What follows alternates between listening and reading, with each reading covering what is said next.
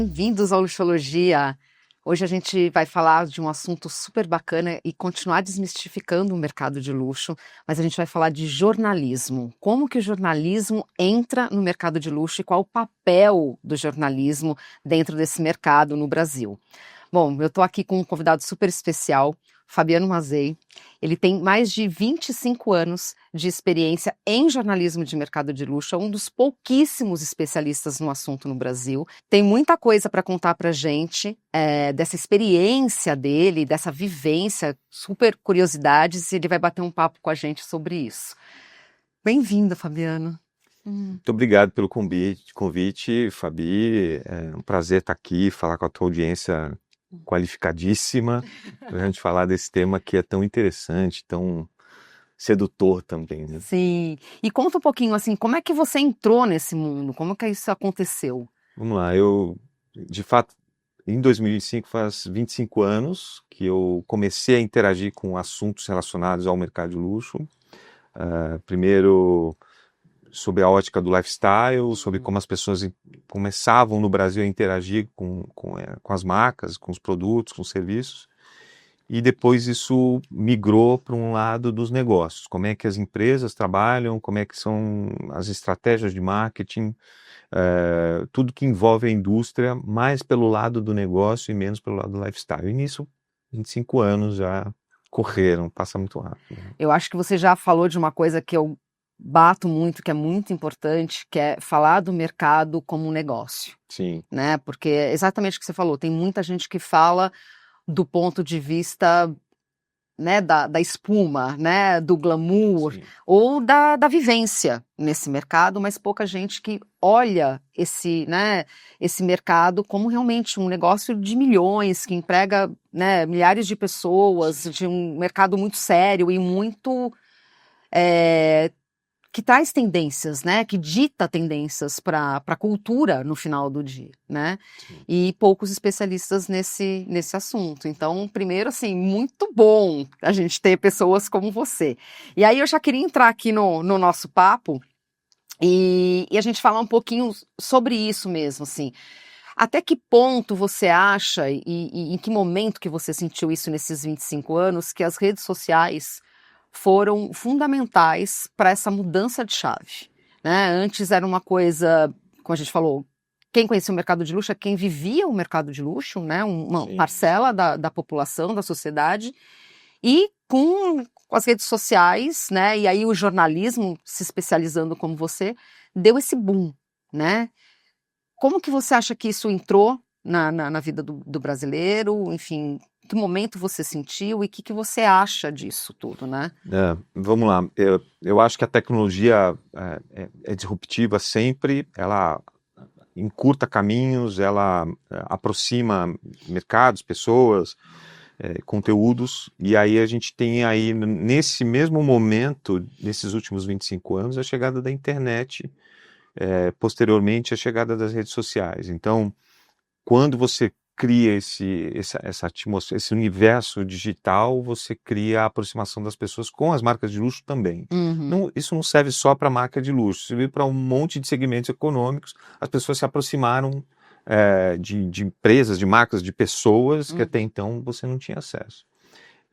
Como você bem falou, imagina 30 anos atrás, você, para saber o que é uma Louis Vuitton, você tinha que ver um anúncio na Vogue e, portanto, você tinha que comprar a Vogue e ir até a banca e tal. Uhum. Hoje está no smartphone de qualquer um e está na televisão, etc. Então, na internet. Então, a tecnologia aproximou as pessoas e transformou, criou um acesso mais facilitado das pessoas para essas marcas.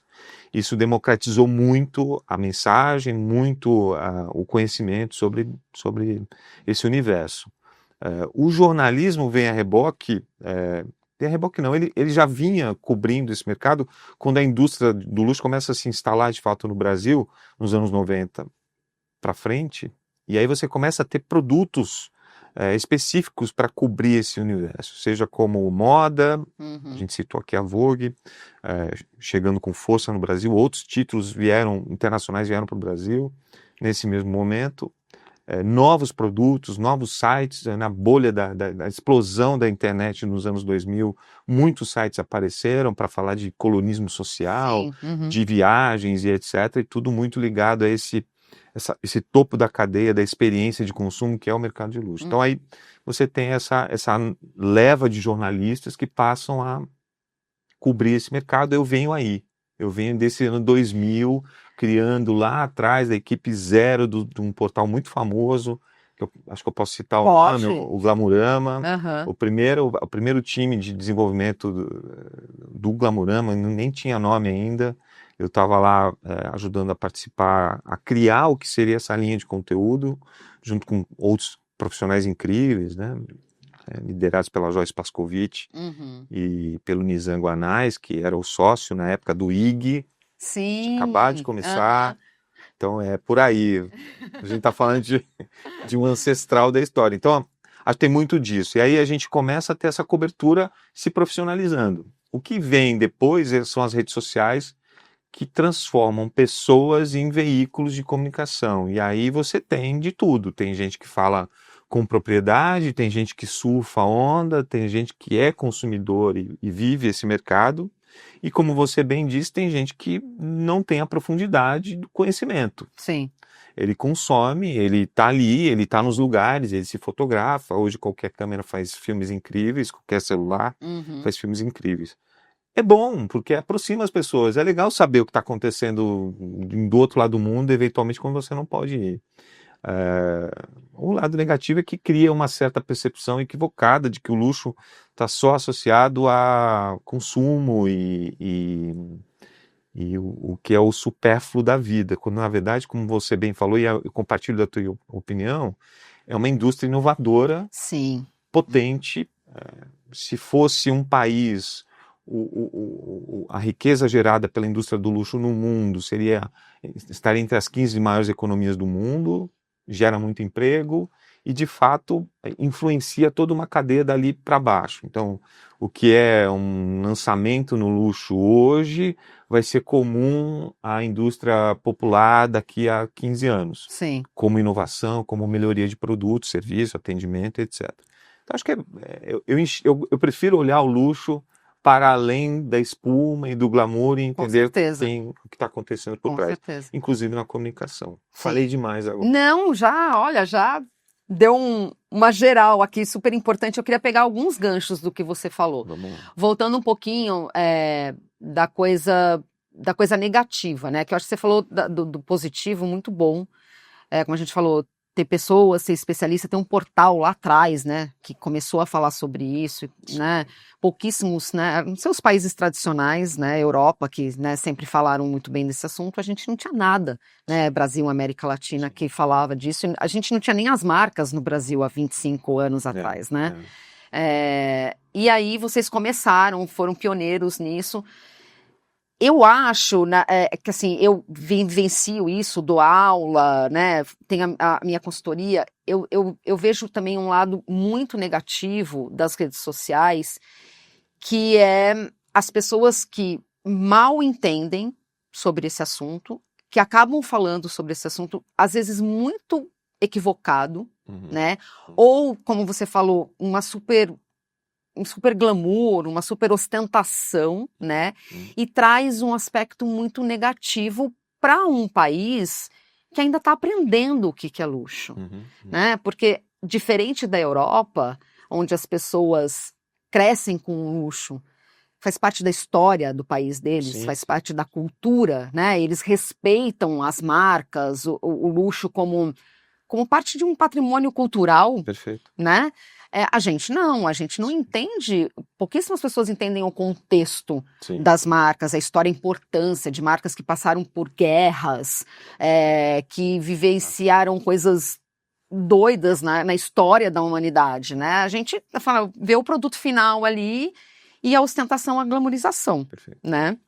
Então, eu acho que a gente tem que aprender muito ainda. E esse papel do jornalista, né, acho que é fundamental para ele se sobrepor, às vezes, até o influenciador, a rede social, que, né? Que você É um desafio. me fala um pouco É um sobre isso desafio. no dia a dia. O que acontece, eu concordo com você. Vamos lá. A gente é uma sociedade como um todo, uma sociedade muito jovem, um país de pouco mais de 500 anos, né? Sim, A gente, se comparar a sociedades e países construídos há 2, 3 mil anos atrás, a gente vai sair perdendo. sim.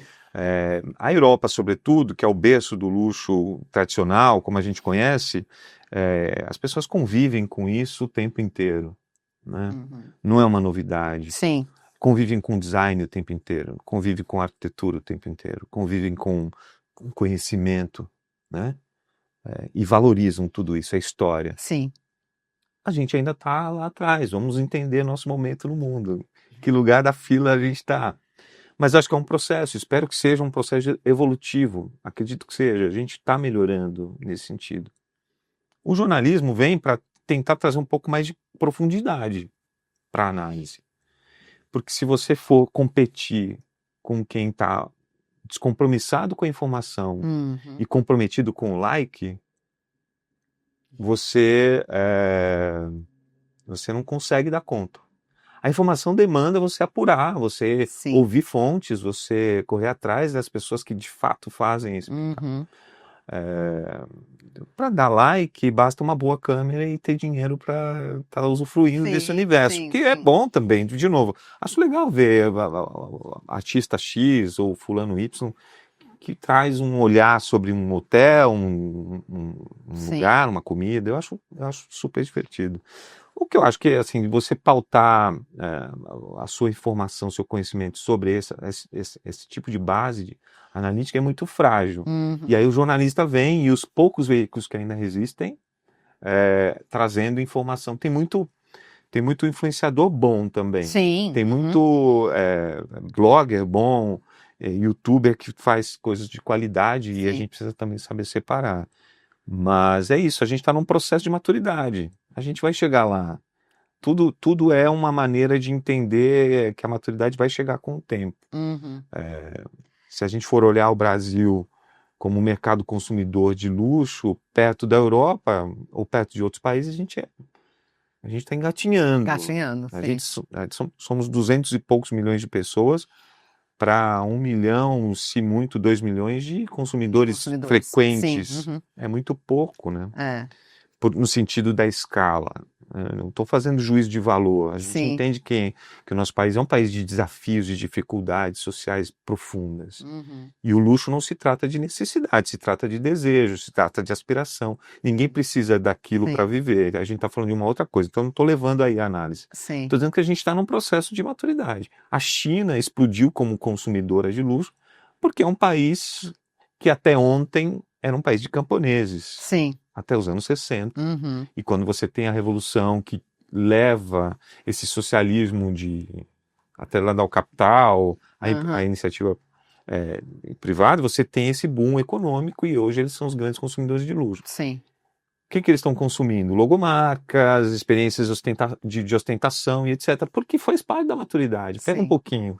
Eles até ontem estavam presos num universo à parte do planeta. Sim. E aí eles encontram esse planeta maravilhoso, com muito dinheiro no bolso, literalmente, eles vão consumir. O luxo é igual aqui no Brasil. E a comunicação é isso. A gente ainda está engatinhando, sim. A gente ainda está aprendendo a se comunicar com as pessoas. Você falou de China, a Índia, né? Hoje é um país que está super despontando, né, no consumo do luxo, com uma população muito maior do que a do Brasil, mas talvez com consumo de luxo menor ainda, né? Porque realmente é muito discrepante, né? A sociedade Muito mais desigual, né? Muito mais desigual, mas assim com muitos bilionários, né? E muitos é uma sociedade de castas. De castas, exatamente. Mas é o que você falou, esses países acabam consumindo o luxo da mesma maneira, né? Quando eles descobrem o luxo. Claro, é um encantamento. É o encantamento, então é o exagero, é essa ostentação. Não só a ostentação no sentido pejorativo, negativo, mas essa coisa da necessidade de mostrar. Sim. Né? E assim, hoje... Eu falo assim, historicamente o luxo já passou por várias definições, digamos assim, né? O luxo já foi ligado à igreja, já foi ligado a reis e rainhas, né? Cada momento a deuses, você falar de Egito, de Grécia, né? E tudo mais. E hoje a gente passa por um momento, a gente está passando por esse momento, acho muito legal, que o luxo ele está sendo menos produto e mais experiência, Sim.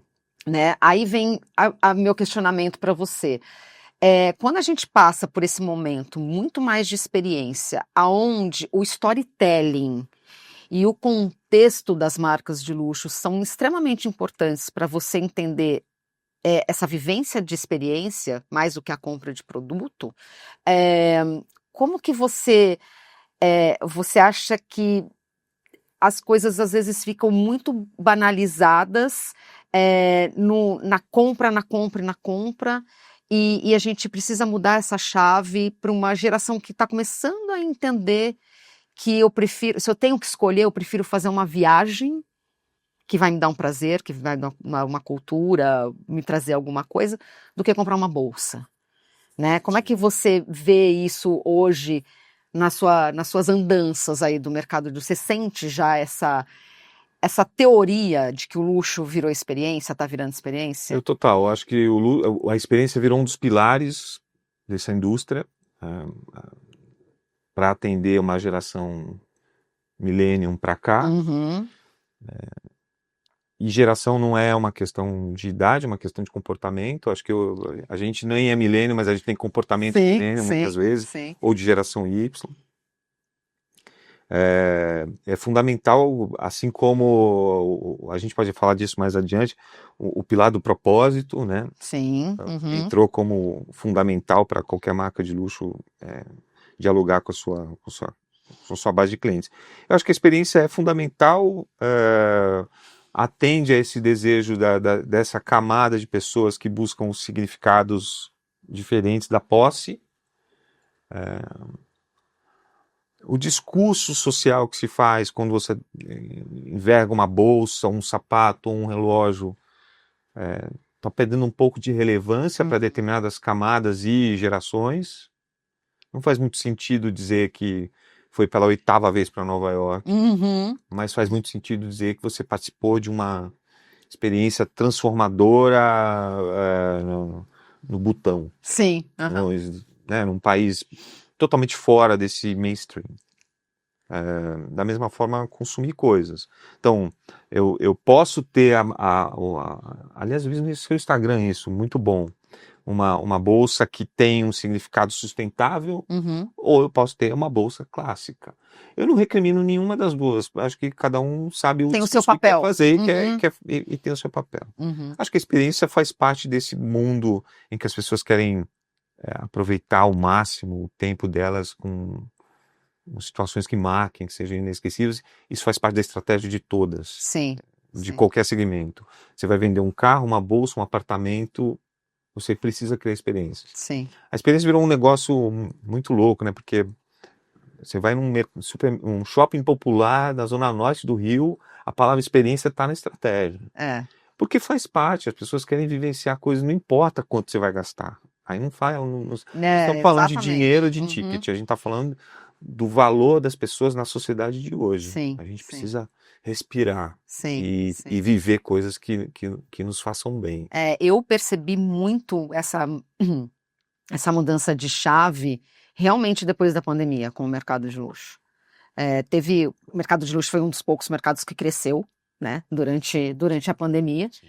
E as pessoas brincam muito, né, que cresceu porque a pessoa falou assim, não sei se eu vou morrer amanhã, então eu já vou aproveitar Nunca se vendeu tanto barco no Brasil. É mesmo? Não sabia de barco. Fila de barcos para vender no Brasil. Por conta de você não ter para onde viajar na pandemia. Sim, você vai. Tinha que achar uma alternativa de lazer, você, essa casta de clientes. Sim, né, esse topo de pirâmide. E assim como a segunda e terceira residência. Sim. Valores estratosféricos. O mercado imobiliário explodiu. O mercado náutico no Brasil e veio o seu período mais fértil. Hein? E aí acho que é isso, né? As pessoas, acho que realmente tem uma questão, acho que de geração, e como você falou, não é uma questão de idade, é uma questão, acho que de mentalidade. Sim, super concordo com você em relação a isso. mas que realmente as pessoas querem viver coisas totalmente diferentes, né?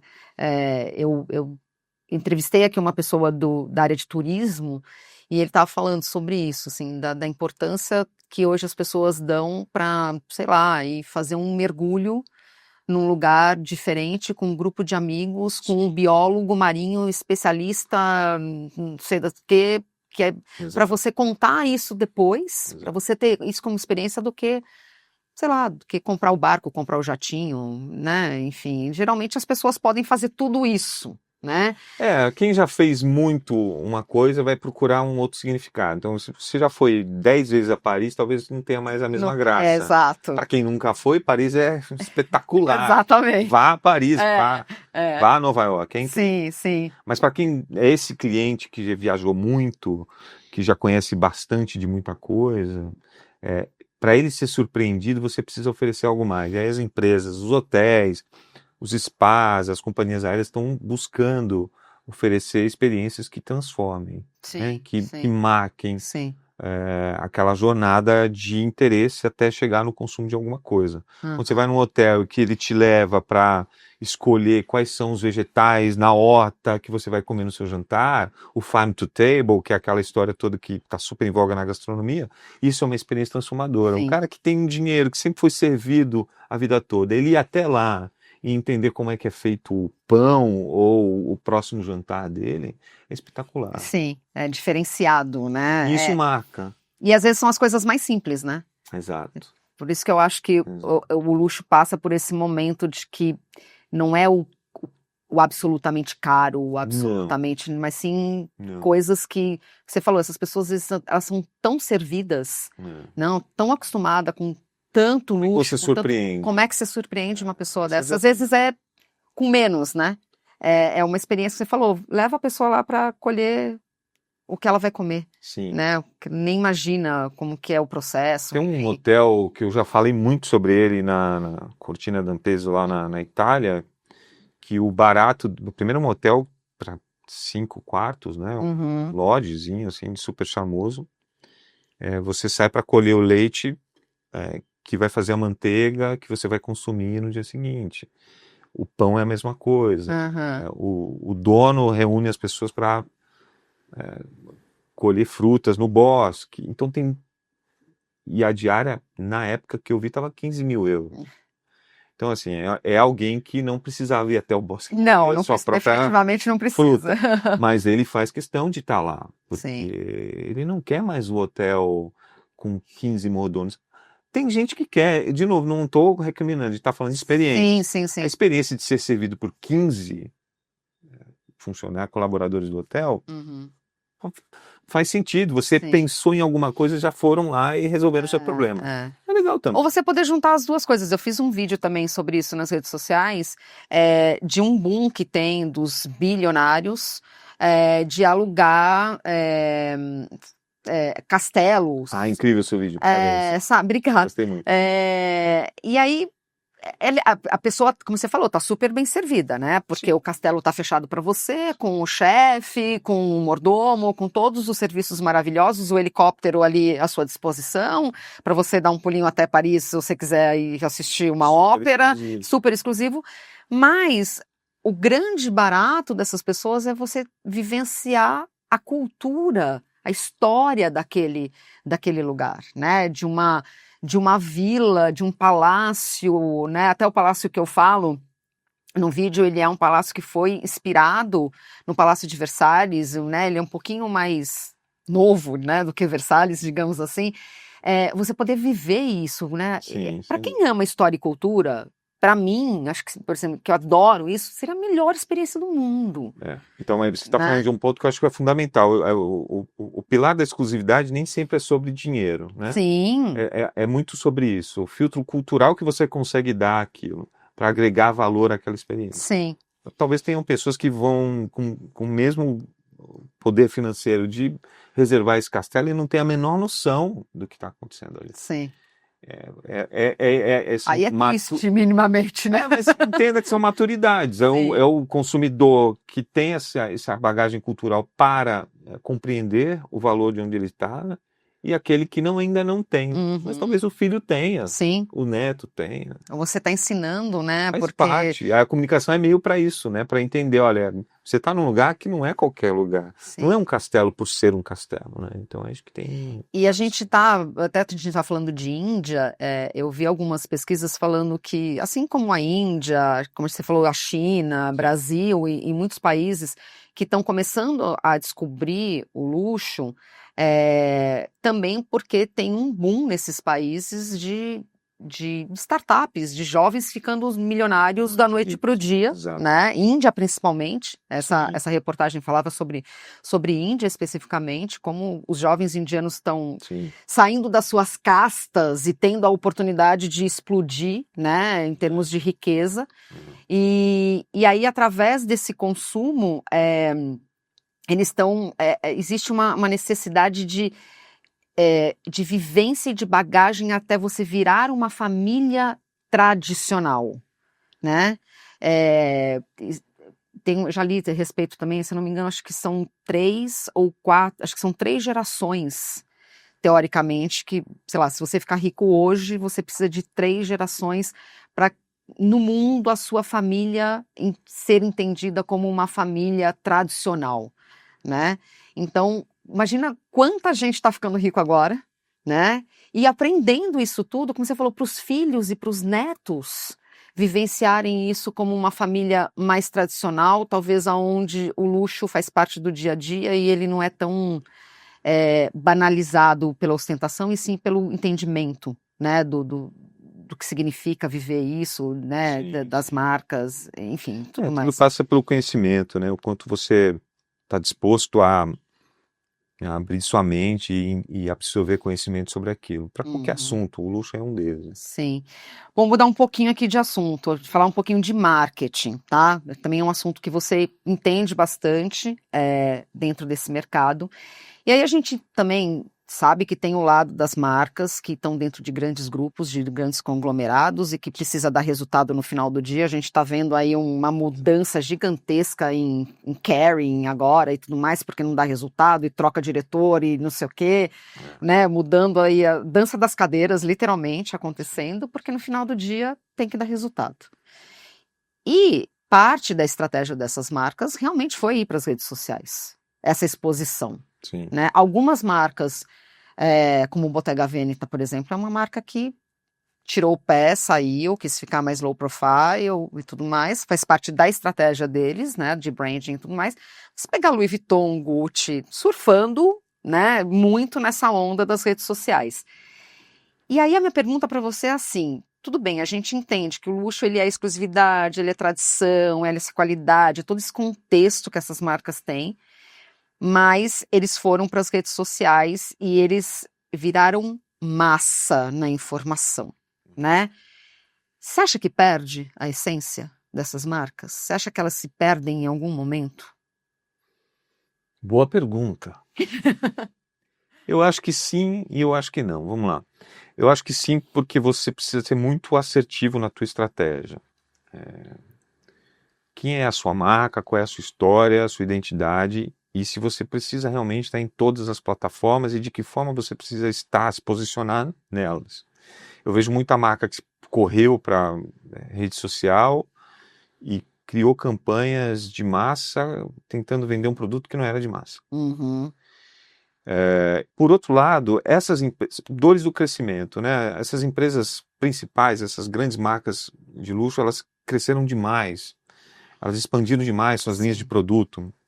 Então, para você abranger o máximo de pessoas nesse funil enorme que elas viraram, criaram linhas pop-up, o perfume, a caneta, Collabs, as né? collabs, collabs com varejistas e tal, para você tentar se mostrar melhor e abranger mais clientes, para depois cativar esse cara, para num determinado momento Uhum. esse cliente chegar no core ali, que é consumir o teu produto mais valioso. Sim. Entrar na fila da bolsa, Entrar na fila da bolsa. do sapato, do relógio. É, eu acho que perde um pouco da essência. É um dilema dessas que cresceram demais Uhum. e adotaram essa estratégia, porque precisa pagar acionista, porque precisa dar Precisa dar resultado, lógico. Então a conta é cara, é grande, você precisa continuar se renovando, reinvestindo, né? A velocidade com que o público consumidor quer inovação, quer novidade, também pressiona as marcas a isso.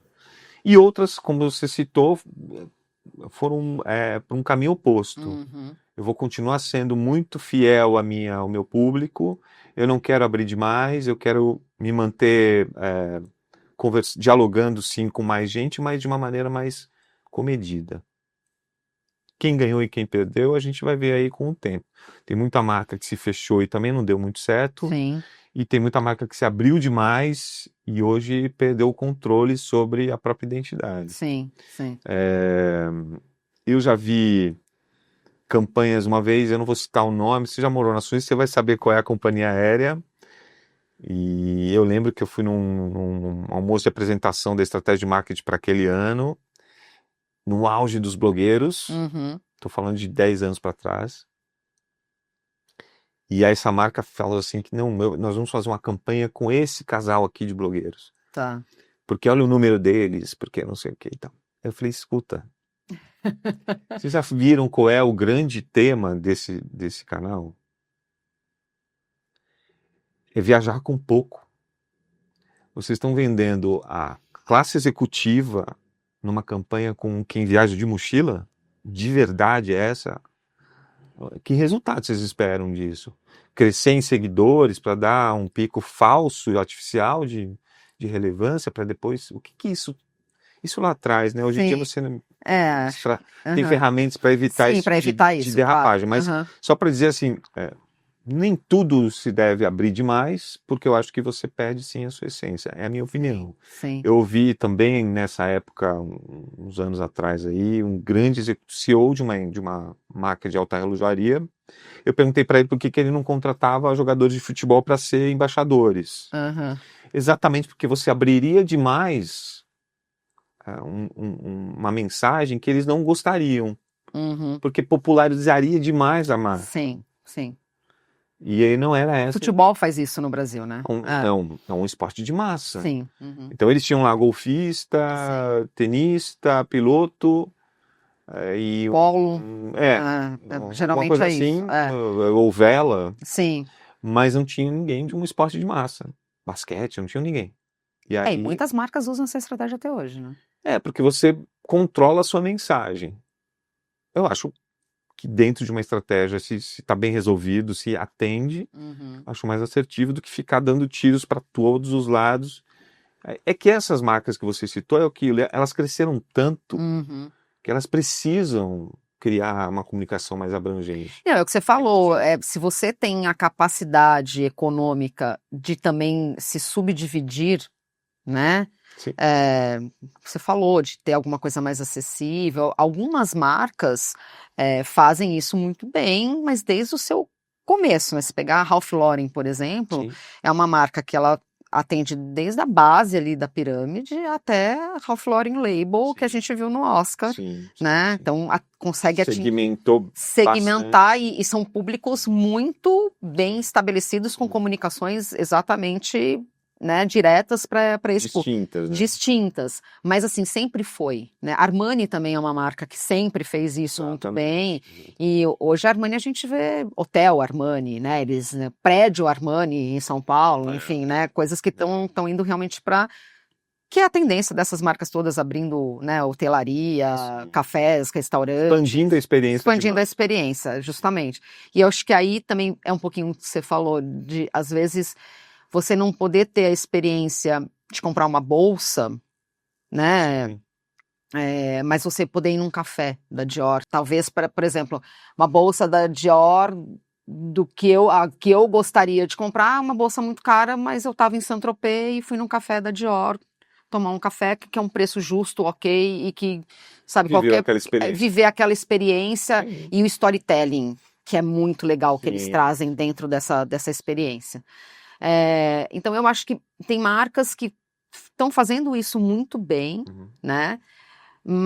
E que tem isso na essência, mas tem marcas que eu acho que é muito perigoso, porque não tem isso na essência, né? E tem marcas que acho que ficam brigando para não ficarem populares demais, não ficarem malucas. Você pegar uma Hermès da vida, o que está acontecendo com a Hermès hoje em dia, né? A marca que mais cresceu, né, bilhões no último trimestre, a marca que mais cresceu, a marca mais talvez desejada por esse público, né, de luxo, a marca mais cara em algumas coisas, a mais difícil, né? Você falou a fila da bolsa, né, e tudo mais.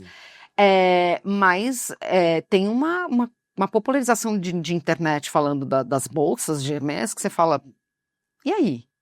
Né? Todo mundo falando dessa bolsa, e aí a gente sabe que é uma produção super restrita, um artesão que fica 3 anos sendo treinado para fazer uma bolsa e vai lá com o RG dele, a bolsa, sabe? Assim, você sabe quem fez a sua bolsa, que é uma coisa que as marcas estão usando muito, né? As marcas de luxo, o blockchain, a rastreabilidade e tudo mais.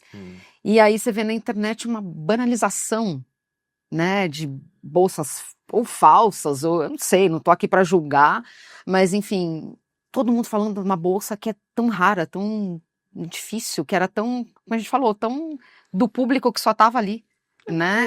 Quando você populariza, democratiza o acesso à informação via tecnologia, redes sociais e etc., você corre esse risco.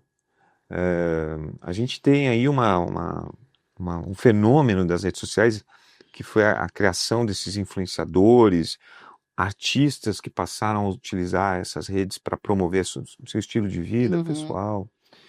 E você sabe que uma bolsa ou qualquer produto associado ao luxo é um discurso de ascensão, de afirmação de poder. De cheguei lá, né? De cheguei lá. E essas pessoas chegaram lá pela via... Se a gente for dar um recorte financeiro, se o chegar lá é quantos dígitos você tem na conta bancária, essas pessoas de fato chegaram lá. Sim. Então é justo que elas façam esse discurso de ascensão consumindo. Sim. Toda a grande massa de seguidores, que muito provavelmente não tem a mesma condição, replica, comenta, corre atrás de um produto paralelo, o que é péssimo.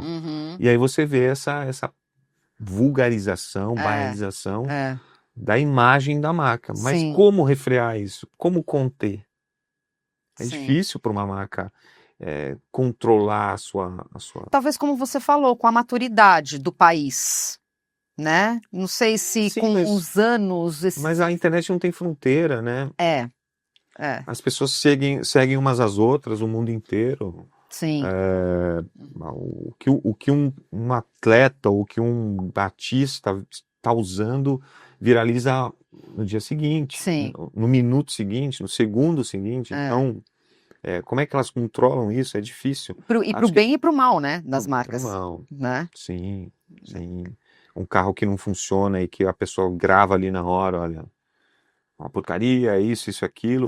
O review das pessoas, às vezes é mais lido do que o conteúdo que você escreve sobre aquele produto. As pessoas querem saber se você gostou do hotel. Não o que o hotel está dizendo sobre ele. Assim, é muito mais autêntico. Então, né? a rede social é muito isso também, né? Todo mundo vai ver o review, né? Porque todo mundo sabe que é marketing, no final das contas, o que o hotel tá falando dele é o marketing dele, né? Agora, você que foi lá e que teve experiência, realmente é aquilo que fala. Mas aí eu entro um pouco na tua fala inicial. Tem muita gente falando que talvez não saiba exatamente o que é. Porque nem viveu aquilo. Ou que não viveu, ou que viveu de uma forma...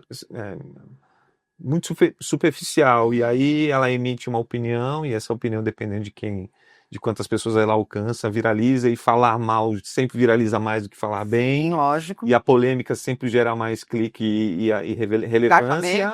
O algoritmo vai adorar você para sempre, e aí você fica vendido nessa história. Então, voltando à mensagem digital, é um desafio para as marcas. Escolher que tipo de mensagem, qual campanha, quem são seus embaixadores... E por aí vai, para tentar se resguardar, sim. Acho que esse é um desafio. Eu acho que essa coisa que você falou de quem são os seus embaixadores é muito importante do ponto de vista de branding. Quando eu dou aula de branding, de mercado de luxo, tem um assunto que a gente fala só de influenciadores, né? O quanto isso é importante, como a gente falou, para o bem ou para o mal.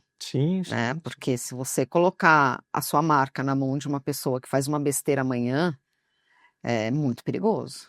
Eu li essa semana uma montadora de esportivos de luxo, super esportivos de luxo, que passou a rejeitar pedidos de clientes que solicitavam pinturas muito extravagantes nos seus, nos seus modelos.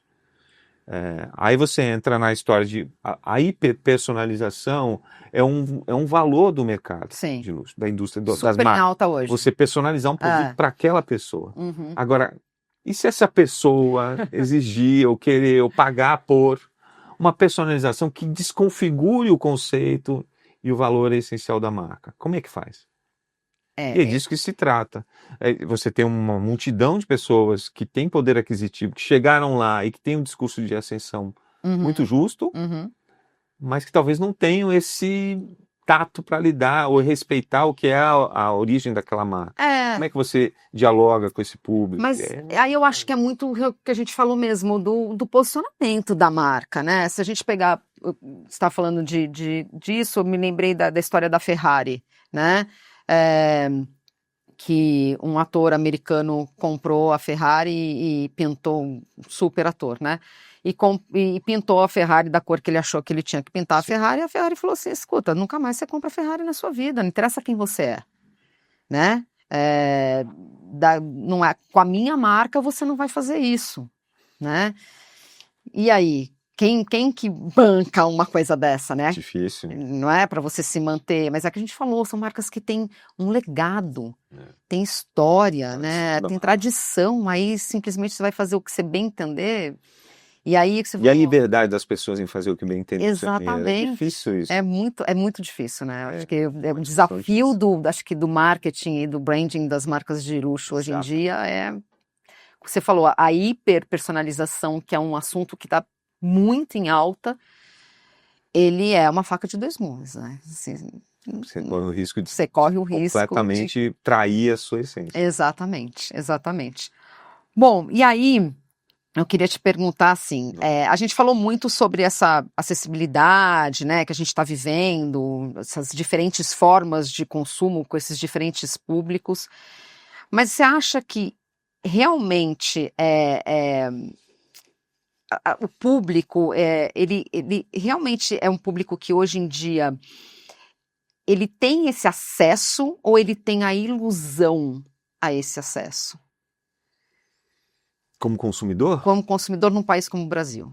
Não, definitivamente é uma ilusão, porque quem é que pode comprar um relógio de R$200 mil e sair na rua com um negócio desse? É uma elite da elite financeira que tem uma condição privilegiada, e eu não estou fazendo juízo de valor, jamais faço juízo de valor, é justo que quem tem, que queira consumir faça isso, mas sim, é uma ilusão. A rede social aproximou, criou o desejo, mas criou a frustração também. Sim. Porque você não poder consumir, se você se deixar levar demais por isso, ou você cria uma dívida bastante pesada no seu cartão de crédito. E acontece muito, né? As pessoas perdem totalmente a noção. Porque você acha que se você não fizer, passar por isso, você não viveu, ou não fez, não assumiu um discurso social que você gostaria de fazer. O pertencimento, né? E também por a gente é um país muito sofrido, né? Um povo muito sofrido. Qualquer suspiro de esperança e bem-estar, de qualquer forma, é desejável. Então, você anda de transporte público, você vai ver que tem... Eu faço esse exercício, você vê que tem... a maioria das pessoas tem um celular melhor do que o meu. E meu celular não é tão ruim assim. Não é anos 90 o meu celular. Né? Mas também não é o último modelo. E você vê as pessoas investindo, poxa, será 15 mil reais num celular? É uma loucura isso, né? Não é questão do valor, assim, se você tem e pode, ok, mas se você vai se endividar para ter um smartphone que você vai usar 3, 4 funções... E aí, assim, acho que a gente caminhando aqui para o final, aproveitando o que a gente está falando, para onde a gente está indo? O que que você acha? Para onde que esse mercado vai? Você acha que ainda tem um longo caminho aí dessa ostentação que a gente falou? Ou se é, como a gente falou também, a experiência ganhando mais corpo o tempo todo, sustentabilidade, né? Que para a gente ainda é muito distante aqui no Brasil quando a gente fala sobre isso. Assim, eu sempre sou questionada sobre isso nas aulas, que a gente fala dos programas de sustentabilidade das marcas de luxo, todo mundo fala assim, nossa, mas isso acontece, isso é real, é tão distante na nossa cabeça ainda, isso, mas é uma coisa importante, é um pilar importante, que faz o que você falou, né, faz diferença lá no acionista, Super. na bolsa e tudo mais. É, me fala um pouquinho, assim, para que lado você acha que o mercado de luxo vai nessas diferentes esferas e nesses diferentes momentos de públicos que o mercado de luxo está vivendo? Tá vivendo, né? Vamos lá, eu acho que a indústria está cada vez mais pautada pelo propósito. Isso inclui a sustentabilidade, responsabilidade social, diversidade, esses temas recentes em debate na sociedade. O valor do local, territorialidade, ancestralidade, todos esses conceitos estão muito fortes e cada vez mais dentro das estratégias para que você dialogue com esses públicos. Então, propósito é uma coisa muito forte hoje, né? A questão da experiência segue sendo, sobretudo quando você vai, quando essa massa de compradores vai evoluindo no sentido da maturidade e vai querendo algo que a surpreenda, que não mais o discurso social do produto. Então você tem essa evolução da experiência também, e isso vai se aprofundando. E cabe às marcas criarem cada vez mais, serem mais inovadoras nessa estratégia. Porque surpreender quem já tem tudo, ou já viveu tudo, ou quase tudo na vida é muito difícil. É muito difícil. É como dar um presente para um parente rico, né? O que você dá para um cara desse? É sempre essa pergunta. Então você tem que buscar surpreender, às vezes pelo simples, pelo óbvio, mas que ninguém reparou. E acho que as marcas estão buscando isso. O propósito, sobretudo, a comunicação. O digital não tem como fugir. O digital está aí, a presença digital precisa estar fortalecida, mas ela precisa ser assertiva. Ela não pode mais atirar para todos os lados, porque você não vai acertar ninguém.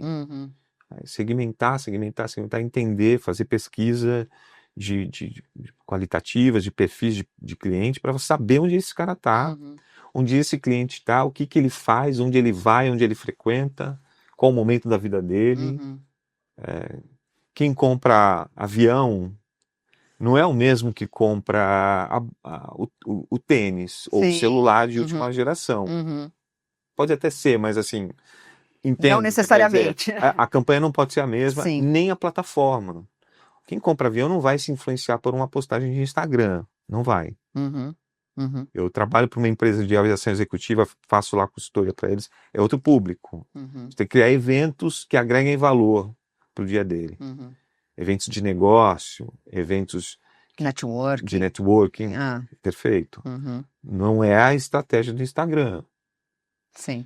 Por outro lado, você tentar vender em escala, você precisa ter uma estratégia de guerrilha diferente, de marketing diferente. Então eu vejo muito isso acontecer. Eu vejo uma volta do impresso, o que para mim é um momento de muita alegria. Eu adoro também. Porque o impresso é a qualidade se afirmando, é a qualidade da imagem, é a qualidade de um bom texto. E é valorizar o tempo da pessoa. Lembra que uns anos atrás a gente estava muito falando que o tempo é o novo luxo, o tempo é o novo luxo. Sim. O luxo é sobre o que é o escasso. As pessoas não têm muito tempo mesmo. Eu vou sair daqui, vou buscar filho na escola, tem 2 entrevistas para fazer à tarde, a gente não tem tempo. Sim. Então o tempo é um item de luxo na medida que ele é escasso. Sim. Como é que o mercado de luxo se preparou para isso? Vendendo wellness, vendendo spas, vendendo...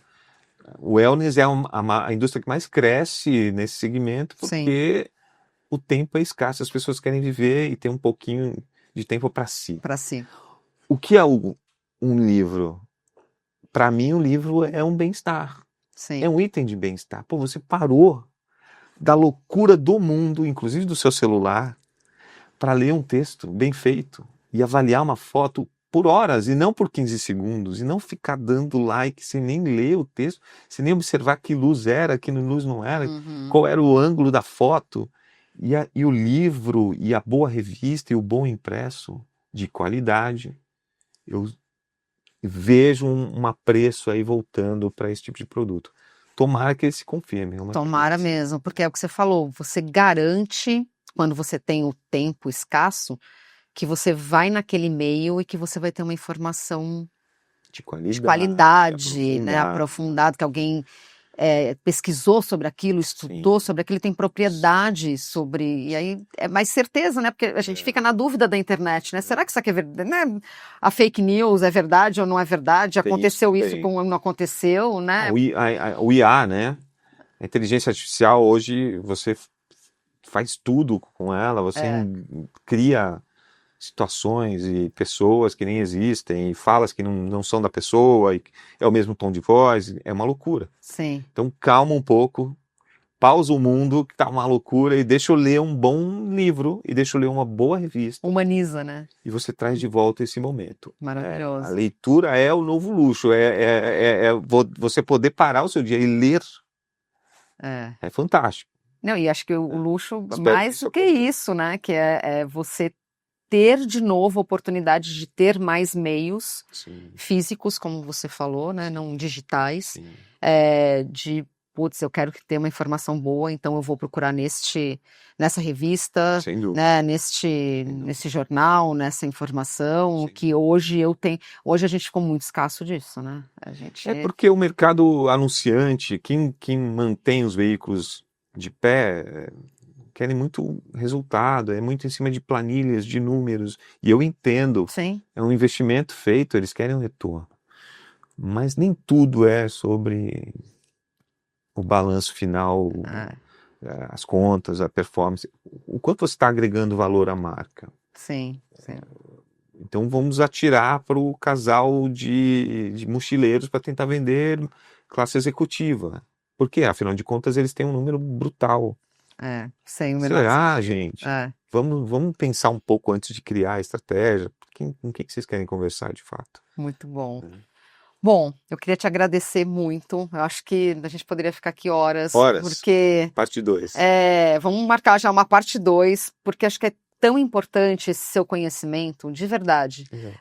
Eu fico muito feliz quando eu consigo trazer pessoas como você aqui, que tem propriedade, que tem conhecimento, que sabe falar, que tem esse discernimento das coisas. É tudo tão confuso. Você falou, tem tanta informação na internet, mas a gente tem que ficar filtrando, sabe? Para a gente. E será que é real? Será que eu estou sendo enganado, né? Enfim, então acho que é muito importante pessoas como você. Acho que você devia formar vários Fabianozinhos e Fabianazinhas aí, sabe? Porque realmente a gente é escasso disso no Brasil. E quem busca essa informação de qualidade não tem para onde muito correr, né? Eu estou tentando levar um pouco de conteúdo na minha rede social, porque é o grande... uma vitrine grande. Eu tenho feito também um caderno agora de mercado imobiliário no valor de alto padrão, também volto a falar de luxo, mas olhando para o real estate. Então a ideia é sempre levar mais informação e tentar qualificar. Continue por nós. Eu te agradeço pelo convite. Eu que agradeço, Obrigado. agradeço ótimo, muito. Uma reflexão incrível aqui. Muito obrigada. Bom, e para você que gostou desse papo, a gente tem muito mais agora na segunda temporada do Luxologia. Continua com a gente, segue a gente nas redes sociais, @Luxologia, e em todas as plataformas de podcast. Obrigada, até mais.